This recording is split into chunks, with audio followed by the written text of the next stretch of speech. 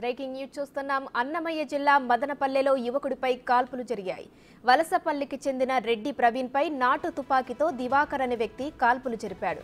వేరొకరితో గొడవ పడుతున్న దివాకర్ కు సర్ది చెప్పేందుకు వెళ్లిన ప్రవీణ్ పై ఆగ్రహంతో కాల్పులకు తెగబడ్డాడు.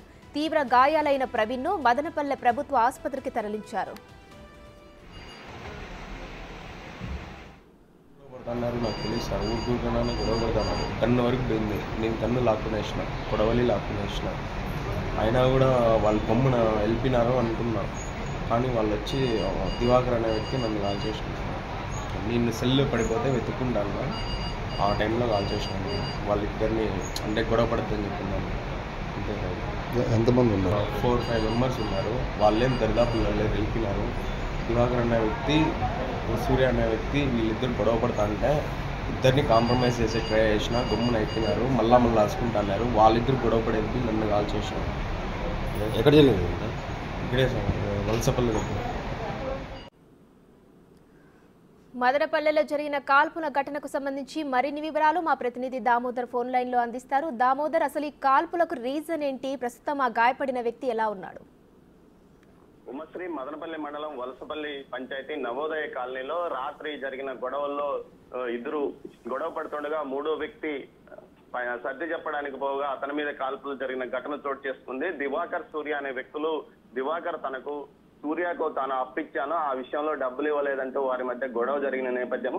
ఈ గొడవ రోడ్డు మీదకి వచ్చి ఒకరినొకరు తిట్టుకుంటున్న సందర్భంలో రెడ్డి ప్రవీణ్ వెళ్లి అక్కడికి వారిద్దరిని సర్ది చెప్పాడు. ఆ తర్వాత వారు తిరిగి వెళ్ళిపోయారు. అయితే మరలా రోడ్డు మీదకి వచ్చి మరలా అచ్చుకుంటుంటే ఒకరినొకరు కొట్టుకోవడానికి ప్రయత్నిస్తుండగా రెడ్డి ప్రవీణ్ మరోసారి అక్కడికి వెళ్లి వారికి సర్ది చెప్పడానికి ప్రయత్నించాడు. ఈ సమయంలో దివాకర్ తన ఇంట్లోకి వెళ్లి నాటు తుపాకీని తీసుకొచ్చి కాల్పులు జరిపాడు. ఈ కాల్పుల్లో స్వల్పంగా రెడ్డి ప్రవీణ్ గాయపడ్డ పరిస్థితి. మొత్తం మీద ఏదైతే ఉమ్మడి చిత్తూరు జిల్లా వ్యాప్తంగా నాటు తుపాకులు ఎక్కడెక్కడ విచ్చలవిడిగా లభ్యం కావడంతో పాటు వీరు అటవీ జంతువుల వేటకు వీటిని ఉపయోగిస్తుంటారు. అందువల్లనే ఇవి వీరికి లభ్యం అవుతున్న పరిస్థితి. కేవలం 5-6 వేల రూపాయలు ఇస్తే నాటు తుపాకీని తయారు చేయించే పరిస్థితి కూడా ఈ ప్రాంతంలో ఉందని చెప్పవచ్చు ఉమ్మశ్రీ. అందువల్లనే ఇవి విచ్చలవిడిగా దొరుకుతున్నాయి. ఈ నేపథ్యంలో పోలీసులు దివాకర్ ను అదేవిధంగా సూర్యాన్ని ఇద్దరిని అదుపులోకి తీసుకుని విచారిస్తున్నారు.